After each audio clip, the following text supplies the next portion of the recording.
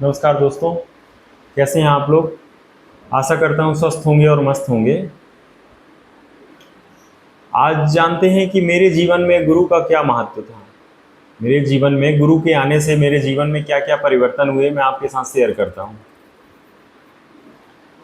बिना गुरु ज्ञान नहीं मिलता, ये किसी महापुरुष ने सच ही कहा है। तो जानते हैं कि मेरे जीवन में जब से गुरु का आगमन हुआ तो क्या क्या परिवर्तन हुए, मैं आपके साथ शेयर करना चाहूँगा। ये क्रांतिकारी परिवर्तन 21 अप्रैल 2026 से हुआ है।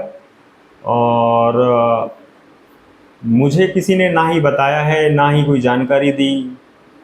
अ, परमात्मा ने ही याद किया होगा तो ही मैं किसी कारणवश अचानक से उनकी शरण में पहुंच गया। और मुझे क्या क्या मिला मैं आपके साथ शेयर करता हूं। जब मैं गया तो क्योंकि मैं भी बहुत घूमता रहता हूं, सभी पंडितों को और सभी पुरोहित लोगों से मिलता रहता हूं।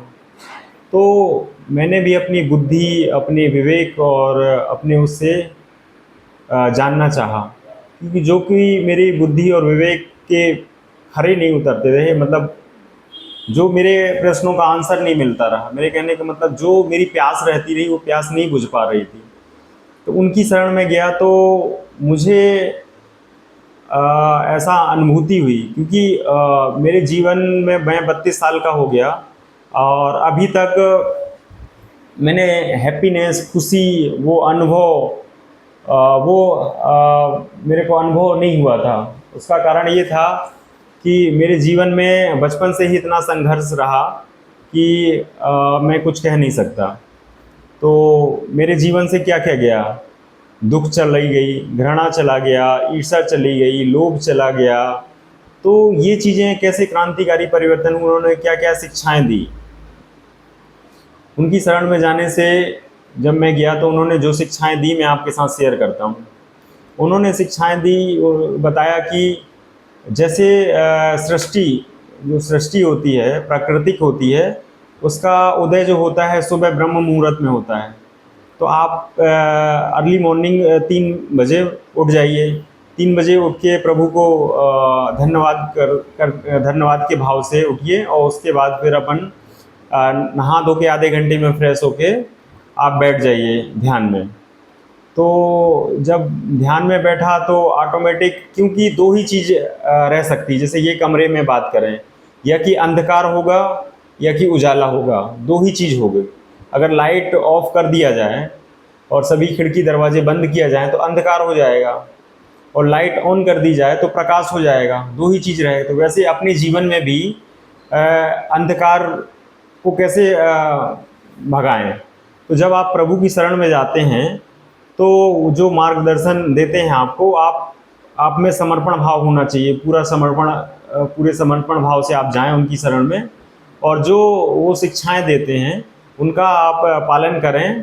ऑटोमेटिक जीवन में क्रांतिकारी परिवर्तन होगा जिसकी आप कल्पना भी नहीं कर सकते। क्योंकि जब जानते हैं तो उनकी शरण में जाने से ना ही उन्होंने मेरे को धर्म छोड़ने के लिए कहा, ना ही कोई माला जप करने के लिए कहा, ना ही उन्होंने मेरे को कहा कि आप धन त्याग दो, परिवार को त्याग दो, और ऐसी कोई बातें नहीं की। और जो चीज़ें उन्होंने शिक्षाएं दी उसका मैं क्रांतिकारी परिवर्तन अपने जीवन में देख पा रहा हूँ, अनुभव कर पा रहा हूँ। और आज आप लोगों के सामने, कैमरे के सामने फेस टू फेस बात कर पा रहा हूँ। उसका रीज़न ये था, क्योंकि 32 साल हो गए, मैं तो बोल रहा हूँ, मार्केट में कर रहा हूँ, क्यों नहीं कर पा रहा था। इसका रीज़न ये था कि प्रभु की कृपा, प्रभु का आशीर्वाद के बिना कोई काम आप नहीं कर पाते हैं। तो उनकी शरण में जाने से मेरे जीवन में क्रांतिकारी परिवर्तन हुए हैं। और हर एक इंसान को बिना प्रभु के, बिना गुरु के ज्ञान नहीं मिलता। वो कोई साधारण व्यक्ति नहीं है जिनकी मैं बात कर रहा हूँ, क्योंकि उन्होंने हिमालय में तपस्या की हुई है। और जो गुरुओं के साथ मतलब रहे हैं, तो क्योंकि ऐसी कोई ब्रह्मांड में टेक्नोलॉजी नहीं बनी जो कि आज भी हिमालय में 5000 वर्ष से सिद्ध पुरुष साधना करते हैं, तो ऐसी कोई टेक्नोलॉजी नहीं है कि उनको कैप्चर कर सके। तो उसका रीज़न ये है कि जब ऐसे लोगों के आभा मंडल में रहे हैं मेरे गुरु, तो स्वाभाविक सी बात है कि कुछ ना कुछ तो होगा उनमें।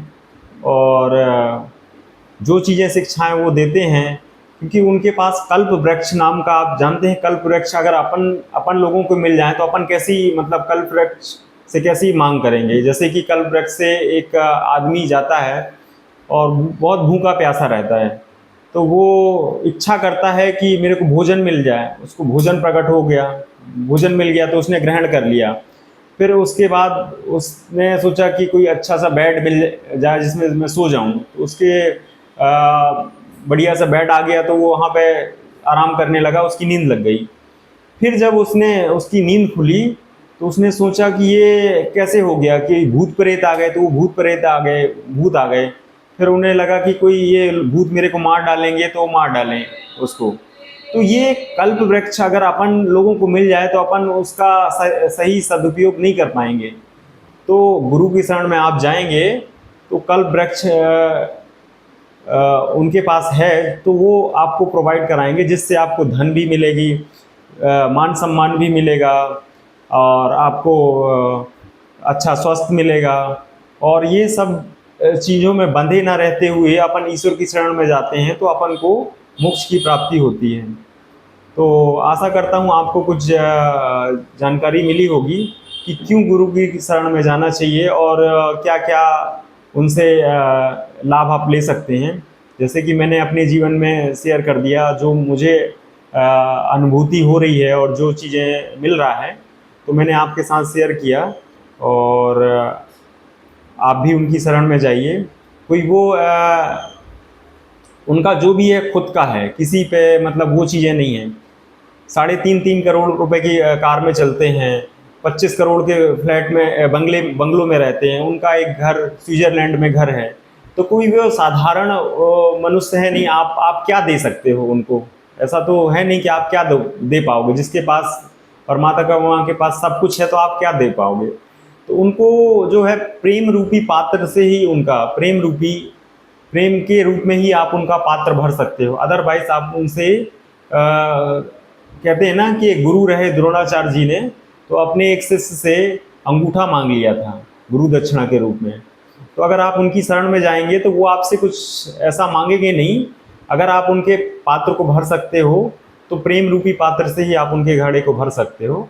और आशा करता हूँ बहुत कुछ आज आपको सीखने को मिला होगा। तो खुश रहें, स्वस्थ रहें, और खूब तरक्की करें, खूब सफल हों, यही ईश्वर से कामना करता हूँ। धन्यवाद।